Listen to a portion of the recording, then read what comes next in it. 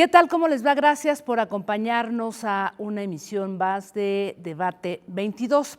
El reciente juicio contra Genaro García Luna, en el que fue declarado culpable por 4 cargos por narcotráfico y además por mentir a un agente federal estadounidense, ha traído de regreso a la conversación pública una idea, una propuesta con importantes implicaciones a nivel jurídico. Me refiero a la idea del maxi proceso.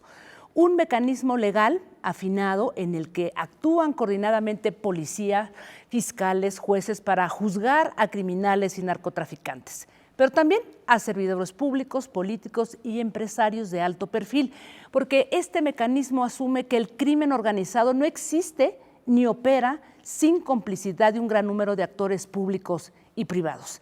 El antecedente más emblemático es el juicio a la mafia siciliana en 1986. Casi 500 personas fueron juzgadas, por eso el término de maxi proceso. Así es que después ha habido otros juicios legales parecidos, ¿no? El de Perú, Brasil, del que ya hablaremos más adelante.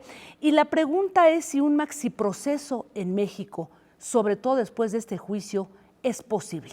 Y para responderlo, hoy tenemos el privilegio de tener a uno de los académicos analistas más destacados en el mundo, el doctor Edgardo Buscaglia, pues quien ha centrado su trabajo en analizar el impacto del crimen organizado y la corrupción en los sectores público y privado y delitos, bueno, pues que se derivan de esto, es decir, desde trata de personas, tráfico de armas, actos de terrorismo, entre muchos otros delitos.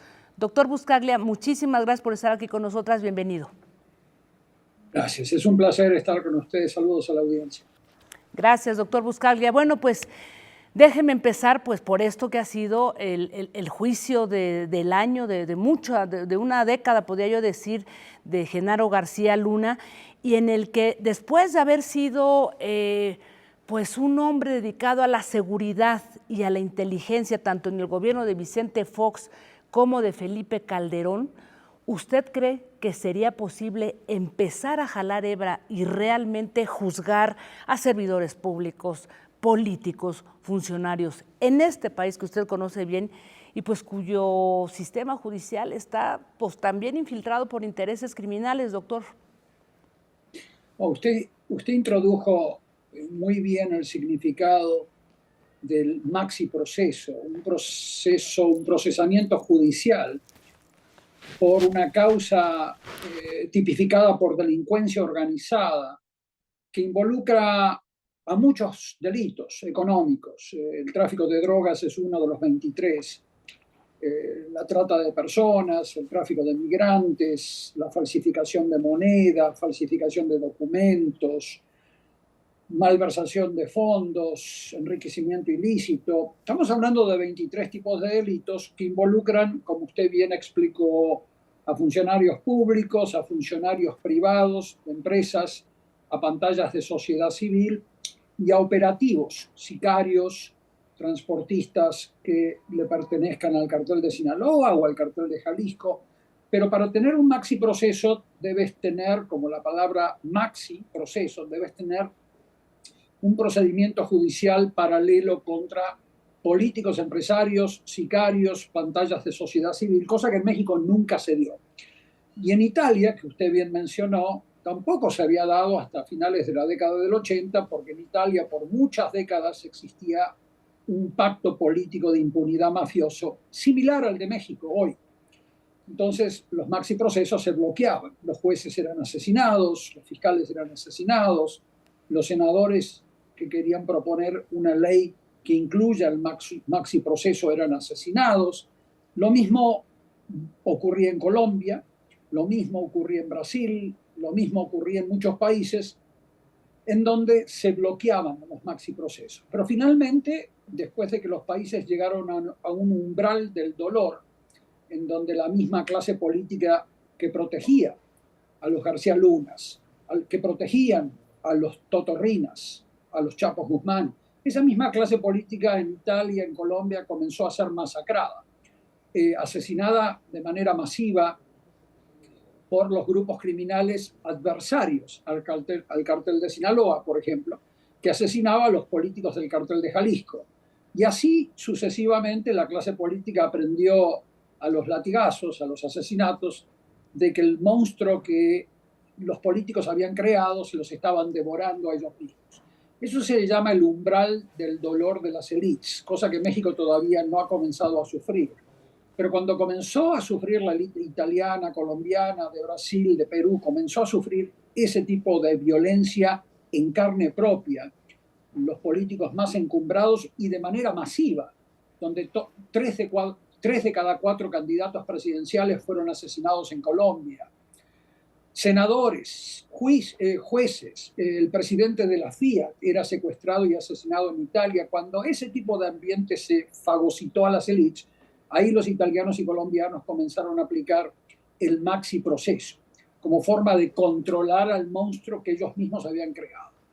Y el maxi proceso involucra siempre a los empresarios, a los políticos y a la sociedad civil pantalla, que hoy tú ves ausente del caso García Luna. Lo ves ausente en Estados Unidos, donde no hay un procesamiento contra los políticos y contra los empresarios que lo protegían a García Luna, y menos aún en México. Entonces, hasta que ese dolor llegue a los mismos políticos que protegían a García Luna y estos sean procesados de manera masiva, como en Italia, no vamos a ver el principio del fin de esta pesadilla.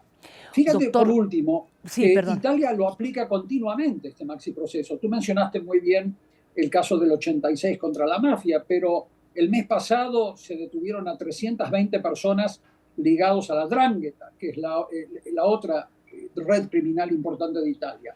Y ahí tuviste que tiene redes en Argentina incluso, ¿no? La 'Ndrangheta. Tienen redes en Argentina, tienen redes en Brasil, tienen redes en México, la 'Ndrangheta. O sea que se va contra la delincuencia organizada tal como es. Políticos, empresarios y los operativos. Los gerentes operativos que son el Mayo Zambada o el Chapo Guzmán. Pero se va contra toda la red. Y hasta ahora en México hay un pacto político de impunidad mafiosa similar al que había en Italia hasta los años 80 del siglo pasado. Pues me deja con muchas preguntas porque usted dice que alcanzar ese umbral del dolor, yo me pregunto qué más podemos esperar o qué más podemos ver recientemente. Bueno, usted conoce perfectamente el caso de Emilio Lozoya, ¿no? El exdirector de Pemex, ¿no? Quien estuvo justamente vinculado por eso, que fue pues parte de un maxiproceso desde Perú, luego Brasil con Odebrecht, y aquí en México, doctor, pues realmente no hemos visto nada y todas esas redes que se tejieron a través de Odebrecht pues parece que están a punta de amparos, paralizadas y llegar a ningún punto. ¿Cuál es el papel que podrían jugar fiscalías? Y en este caso, bueno, pues aquí tenemos varias y sobre todo esta Fiscalía General de la República, pues que la vemos un poco paralizado o incluso se ha dicho que está infiltrada también por estos intereses criminales y corruptos. Doctor Buscaglia. Y la PGR, así se llamaba antes, la Fiscalía General de la República, lo que era la PGR y ahora la Fiscalía General de la República, son instituciones infiltradas por la delincuencia organizada. Se han grabado conversaciones entre el padre de Lozoya y funcionarios de la Fiscalía, el mismo Hertz Manero. Hay una serie de irregularidades que en otros países se sancionan, y más allá de la culpabilidad o inocencia de Lozoya, lo que pasaría en cualquier país del mundo con un sistema judicial funcional y con una fiscalía funcional, lo que pasaría es que el caso Lozoya sería procesado como se lo procesó, como usted bien dijo, como se lo procesó en Perú. El caso Lozoya está vinculado al famoso caso internacional llamado Odebrecht, que como ustedes recordarán, es el caso de una compañía de construcción de origen brasileño, una compañía de construcción transnacional que ganaba contratos públicos ligados al sector energético en muchos países del mundo, incluyendo África, no solamente en Latinoamérica, y que en más de 13 países esta compañía Odebrecht fue procesada como parte de un maxi proceso, donde caían políticos, ahí está Perú, donde se detuvieron a 4 presidentes. Bueno, uno se suicidó justo cuando lo iban a detener, se suicidó en la casa y después fueron procesados, investigados varios presidentes en Perú. Lo mismo en Colombia, lo mismo en Brasil, pero en México, como el pacto político de impunidad mafioso continúa, se focaliza todo en Lozoya. en el individuo, es como García Luna, se lo focaliza solo en el individuo, más allá de que Lozoya sea culpable o inocente, el tema es que se caricaturiza y se busca a un chivo expiatorio con el cual se negocia, como ustedes han escuchado en las grabaciones que se han filtrado de la Fiscalía General de la República, cómo negocia. Entonces, México continúa en un pacto político mafioso de impunidad. México es un paraíso para cualquier red criminal del planeta. La Drangheta opera en México, la delincuencia organizada china, las tríadas operan en México, la delincuencia organizada de Perú, de Brasil, opera en México con total impunidad. Compran a funcionarios y operan a sus anchas con barra libre, o sea, no hay ninguna sanción esperada, más allá de algún chivo expiatorio, algún individuo, pero no se procesan al mismo tiempo en un maxi proceso a las redes de políticos, empresarios y pantallas de sociedad civil disfrazadas de filantropía que siempre alimentan a estas redes criminales, sin excepción. Hemos trabajado con mis equipos en 119 países del mundo, ayudando a los estados, lo estamos haciendo en Argentina, lo hemos hecho en Ucrania, lo hemos hecho en Nigeria, lo hemos hecho en 119 países, y México brilla por su ausencia, está como Italia en la década del 70, en un pacto mafioso de impunidad, del cual, por acción o por omisión, a sabiendas o no, es parte la Fiscalía General de la República todos los días, cuando bloquea las causas penales que deberían ser procesadas como maxi procesos. No se necesita una nueva ley en México, no se necesita más fiscales en México, no se necesita más dinero, más presupuesto en México. Ya México está más que dotada por muy buenos funcionarios, mucho presupuesto y muy buenas leyes. Lo que pasa es que la brecha entre la ley en los libros y la ley en acción es el día y la noche. Es enorme, no se aplica la ley. Y eso lo ven en el mismo comportamiento del fiscal general de la República y lo han visto en los procuradores previos, no solamente estos, los previos. Lo ves en el caso Ayotzinapa, lo ves en los casos de desapariciones forzadas. Cualquier político que esté involucrado, mientras goce de protección desde arriba, nunca es procesado. Y cuando se lo procesa, como a los Duartes, el de Veracruz o el de Chihuahua, si los procesan, es porque pierden la protección presidencial o pierden la protección de senadores del Congreso.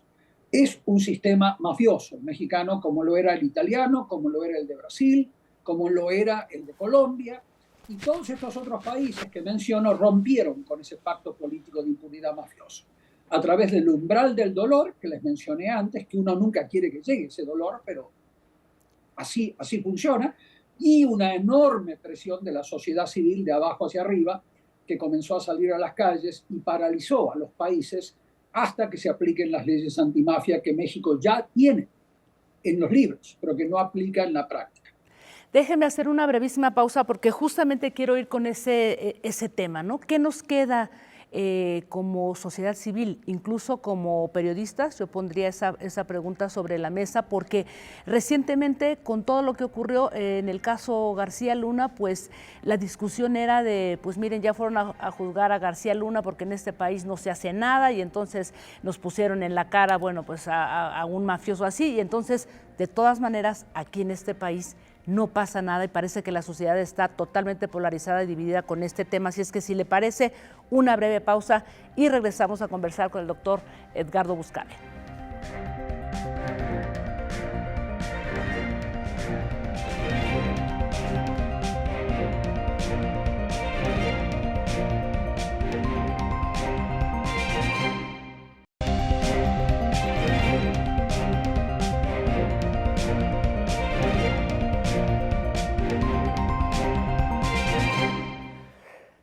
Gracias. Continuamos aquí conversando con el doctor Edgardo Buscaglia y preguntándonos si es posible la idea de un maxiproceso en México después de lo ocurrido con el juicio a Genaro García Luna. Doctor Buscaglia, usted mencionaba algo que me parece que es fundamental. Primero, el umbral del dolor, que yo pienso que no necesariamente tendría que llegar a los políticos, sino también pues a la propia sociedad, ¿no? O sea, hasta dónde es posible que una sociedad aguante y que en medio de esta complejos tiempos de polarización, de división, pues se vuelve difícil apuntar, ¿no?, hacia un solo lugar.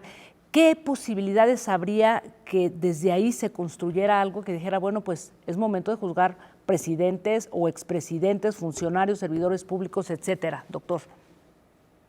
Mira, para salir de la simulación y para salir de esta simulación antimafia que vive México, en donde, por ejemplo, a García Luna se le impulsa una demanda civil para recuperar dinero después de que los americanos lo detuvieron, para entrar realmente en un maxi proceso que le ponga dientes a las leyes mexicanas, como les decía antes, muchas sociedades tienen que llegar a ese umbral del dolor, donde las mismas élites, las más encumbradas, o sea, acá no estoy hablando de gobernadores, no estoy hablando de funcionarios municipales, sino de los senadores más poderosos, los diputados más poderosos, el presidente mismo, cuando esa gente comienza a sufrir esa violencia en carne propia de manera masiva, y además la sociedad llega al punto del hartazgo y se levanta y paraliza los países, como hizo Brasil, como hizo Colombia, como hizo Italia, con el movimiento social Mani Puliti, manos limpias.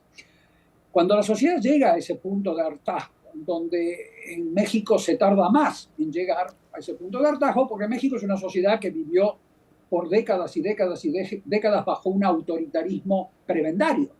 Entonces los músculos sociales se atrofian después de tantas décadas de autoritarismo, donde la sociedad está esperando la dádiva del Estado, donde México vivió por muchas décadas en un autoritarismo con disfraz de democracia, que era el partido único.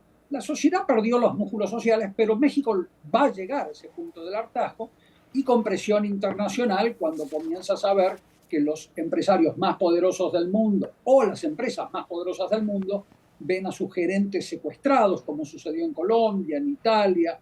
Ahí se conjugan tres efectos de presión para que México comience a aplicar leyes antimafia. Y las leyes antimafia están resumidas en la Convención de la ONU contra la Delincuencia Organizada, que es una ley internacional de las Naciones Unidas que sintetiza las 45 acciones antimafia que México no aplica. México no las aplica. Esto es muy importante señalar. 45 acciones antimafia que México las tiene aprobadas.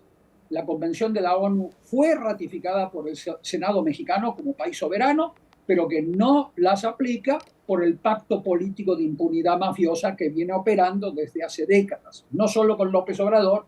López Obrador es una continuidad del sistema mafioso del PRI, pero no es nuevo esto.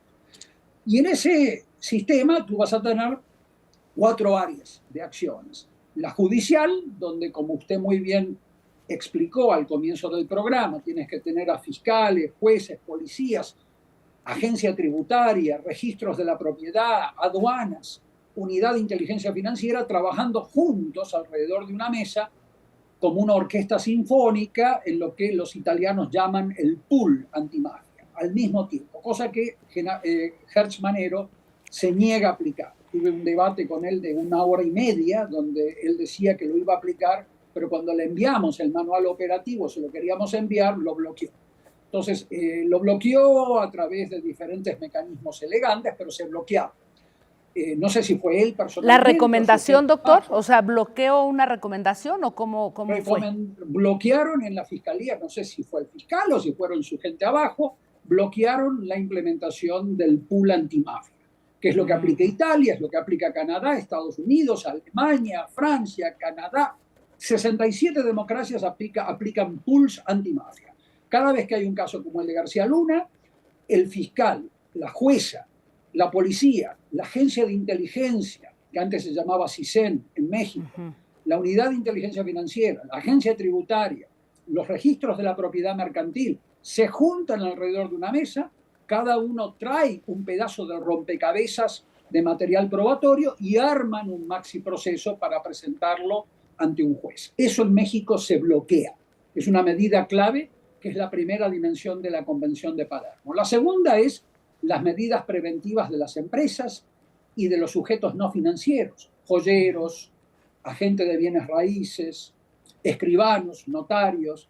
Todo eso no se aplica al sector no financiero, fideicomisos, que en México son un paraíso de la delincuencia organizada. Eso no se aplica, es la segunda área. La tercera área es la prevención de la corrupción política. García Luna no existía en un vacío sin protección política desde arriba o desde abajo. La experiencia internacional te indica eso. Y ahí tú ves que los partidos mexicanos continúan sin auditorías obligatorias de sus dineros de campaña, las candidaturas no están obligadas a presentarse a una auditoría preventiva, no existe ninguna ley que exija que un partido en México explique de dónde sale el dinero. Es el paraíso de la delincuencia organizada. Esa es la tercera área de corrupción política.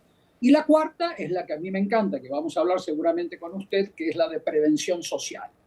Las sociedades que realmente, las sociedades que tienen realmente dientes contra la delincuencia organizada tienen atribución legal por ley del Congreso para auditar a través de redes de sociedad civil a cualquier institución del Estado, federal, estatal o municipal. Auditarlas. No dije transparencia, la simulación de transparencia y apertura. No, no, eso es un negocio. No.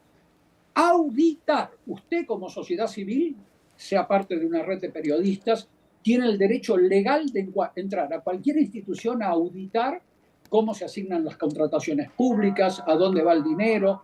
Eso México no lo tiene. ¿Eso tendría que ser por decreto, doctor? ¿Cómo podría...? No, una ley del Congreso, ley de auditoría ciudadana. Se puede incorporar un capítulo a la ley de participación ciudadana que ya existe en México, pero auditar es diferente a participar. Participar es una simulación. Auditar, no acceder a la información. Eso ya en México lo tiene hace décadas. Auditar. Italia tiene una ley separada que se llama Ley de Reasignación Social de Bienes Decomisados. Toda red de sociedad civil en Italia tiene el derecho de recibir bienes decomisados y de administrarlos para servir a víctimas. Ese es otro mecanismo de prevención social que México no tiene. Todas estas medidas se las hemos presentado al Congreso, gratis, sin contratitos, sin honorarios, se las hemos presentado. Y la reacción de los congresistas individualmente es: qué fabuloso, doctor Buscaglia, qué buena medida, vamos a ver qué hace Italia. Al fin y al cabo yo no estoy trayendo nada nuevo, ya lo hizo Italia, ya lo está haciendo Brasil, lo de auditoría ciudadana, pero después cuando lo llevan al Congreso, total silencio. Me llegó un asesor de la señora Sheinbaum hace años a decirme que ella quería consultarme, le dije muy bien, si están dispuestos a aplicar una ley de auditoría ciudadana, dije al asesor, y están dispuestos a recibir una propuesta de ley que ya tenían los asambleístas en ese momento, era la Asamblea de la Ciudad de México, con todo gusto lo hago gratis, les dije, sin cobrar. Nunca más se acercaron. O sea, que México vive una simulación antimafia, vive en un estado de simulación, algunos políticos a sabiendas, perteneciendo a la delincuencia organizada, y otros políticos por omisión, idiotas útiles o como les llames. Entonces, México vive en esa simulación y mucha gente está asustada. Políticos que han presentado este tipo de propuestas en Michoacán que nosotros estamos llevando han sido amenazados, son marginados, se les termina la carrera política. Entonces hay mucho político con miedo, mujeres y hombres, y hay otros políticos o jueces que querían llevar adelante esto adelante y los asesinaron. Pero el punto es que todos los países que han pasado por este pacto político de impunidad mafiosa, que aún hoy opera en México, rompieron con ese pacto mafioso a través de presión de abajo hacia arriba, paros, o sea, paran el país, como en Brasil. Los camioneros en Brasil no dejaban que entrase comida a Río de Janeiro, Sao Paulo. No, había una paralización para que se apliquen estas acciones. El umbral del dolor de las élites y el umbral del hartazgo para la sociedad civil y para los inversores extranjeros. No se olviden que en Colombia las gerentes de las empresas más importantes de Europa eran secuestrados. Entonces hubo un boicot a Colombia aplicado desde afuera. Todos estos factores de presión todavía no están operando sobre México y por lo tanto México continúa en este pacto mafioso de impunidad, donde agarran a un García Luna, los americanos, después de que nosotros hemos venido hablando del caso de la Secretaría de García Luna desde el año 2009, cuando nosotros ante Carmen Aristegui en CNN declaramos de que los guardaespaldas de García Luna habían visto, de acuerdo a una declaración jurada De esos guardaespaldas presentados ante el Congreso de la Unión, habían visto a García Luna con Beltrán Leiva, que se reunía. En el 2009 llevamos esto al periodismo mexicano. Nada. En el Congreso la declaración jurada se esfumó. Entonces, hay un pacto de impunidad mafiosa, hay una protección política en México, y cuando lo agarran los americanos, ahí sale la UIF con una demanda civil y una simulación para aparentar estar haciendo algo, pero en realidad no ves un maxi proceso penal contra la red que lo protegía a García Luna y a sus decenas de policías que aún siguen operando en México con impunidad. Pues vaya contexto y pues ideas que nos ponen sobre la mesa, doctor Buscaglia. Yo me quedo con muchas otras preguntas, pero creo que para empezar y para pues abrir boca sobre este tema, me parece que pues nos deja unas grandes reflexiones y bueno, pues esperemos que ese umbral del dolor no tarde mucho en llegar. Muy agradecida, doctor Buscaglia. Hasta pronto y Continuamos el diálogo cuando desee usted y es un placer estar con ustedes y la audiencia. Felicidades. Muy amable, doctor Buscaglia. Pues nos vemos el próximo jueves. Recuerden que el programa se sigue transmitiendo en este momento vía Twitter y más tarde ya lo encuentran en N22, Noticias 22 Digital, en la cuenta de YouTube. Nos vemos el próximo jueves. Gracias.